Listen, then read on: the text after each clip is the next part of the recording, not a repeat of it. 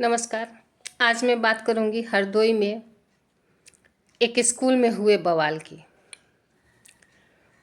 तो जैसा कि आप लोग जानते हैं कि प्राइवेट इंस्टीट्यूट जो है वो बच्चों का एडमिशन तो लेता ही है, बच्चों की जितनी ज़रूरतें की चीज़ें हैं वो सब स्कूल ही प्रोवाइड कराता है। चाहे वो बुक्स हो, कॉपीज़ हो, ड्रेसेस हो, टाई हो, बेल्ट हो, सॉक्स हो, ओ डायरी हो, हर चीज़ बच्चे की मतलब एक स्टूडेंट की जो रिकमेंड होती है सारा वो स्कूल ही पूरा करवाता है और पैसा गार्जियन से लेता है। ऐसे में ही मैंने हरदोई में एक मामला देखा कि एक बच्चा कोई बाहर की कॉपी लेकर चला गया था। अब वहाँ अलाउ नहीं था। तो मैं ये पूछना चाहूँगी, कॉपी पे कैसा मुहर? क्या कॉपी भी उसी स्कूल की रहेगी तभी बच्चा पढ़ेगा?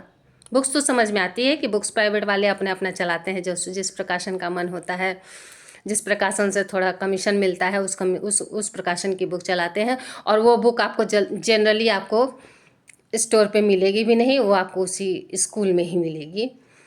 तो थोड़ा बहुत समझ में आता है, लेकिन ये कॉपी की बात मेरे समझ में नहीं आती है।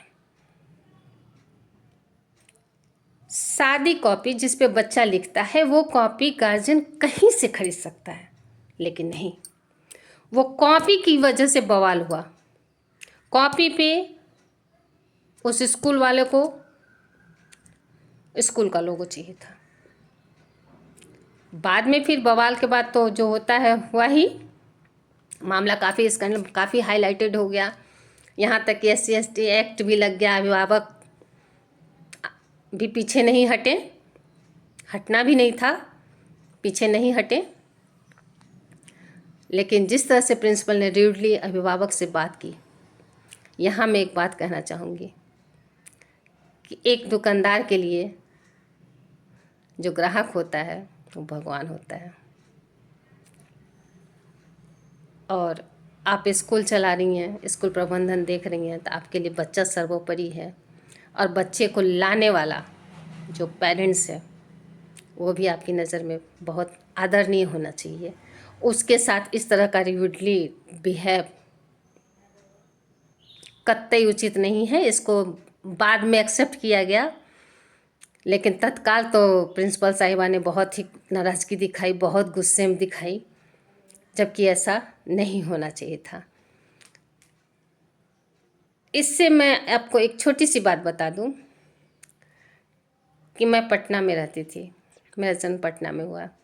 वहाँ एक स्टेशन के पास वीणा सिनेमा हॉल है। मेरे एक मामा कहिए, वो वहाँ सिनेमा हॉल में प्रोजेक्ट चलाते थे। तो नून शो हम लोग को देखना था, तो मामा ने कहा थोड़ा पहले आ जाना, 10 बजे से इंग्लिश फिल्म चलेगा, थोड़ा पहले आना। संजोग से हम लोग थोड़ा पहले चले गए। उस समय थिएटर खुला नहीं था। मैंने देखा एक आदमी आया, मैं पहचानती तो थी नहीं, आया और जो एंट्री गेट होता है जहाँ से टिकट फाड़ के पब्लिक को अंदर करते हैं हॉल में, वहाँ वो झुक के बैठ के उस चौखट को प्रणाम किया। मैं हाथ पर रख गई। मैंने मामा से पूछा ये कौन है? अरे मालिक है। मालिक है? हाँ, ये इनका रोज़ का काम है। क्यों? इनसे इनकी रोजी रोटी चलती है। देखिए कितनी बड़ी बात है, उतने बड़े सिनेमा हॉल का मालिक जो जिससे उसकी रोजी रोटी चलती है, उस चौखट पे आके वो डेली दंडवत प्रणाम कर रहा है। ये होता है समर्पण, अपने कार्यस्थली के प्रति समर्पण। जो मैंने देखा वो चीज़ मुझे उसी समय मेरे मन में घर कर गया कि नहीं, जहाँ से 2 रोटी कमाई जाती है उसका हमेशा सम्मान करना चाहिए, उसके प्रति हमेशा नतमस्तक रहना चाहिए। ये छोटी घटना मुझे बहुत बड़ी सीख दे गई। और शायद यही कारण है कि जहाँ जहाँ मैं काम की हूँ, मैं उस कार्यस्थली के महत्व को समझी हूँ। बाकी मैं अपनी विशेष में अपनी नहीं बताती, मैं नहीं कहना चाहती, लेकिन जिस कार्यस्थली पे मैंने काम किया उस कार्यस्थली के महत्व को मैंने समझा है, उसको मैंने वेटेज दिया है, क्योंकि वही कार्यस्थली 2 रोटी देती है, जिससे रोजी रोटी चलता है, उसको तो समझना पड़ेगा ना जी।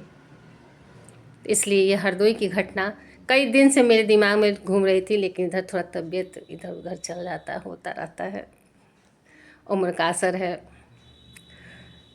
लोगों की बद्दुआएं भी मेरे साथ हैं, तो तबीयत हमेशा ख़राब रहती है। कई दिन से मैं सोच रही थी कि हरदोई वाले पे मुझे कुछ बोलना है।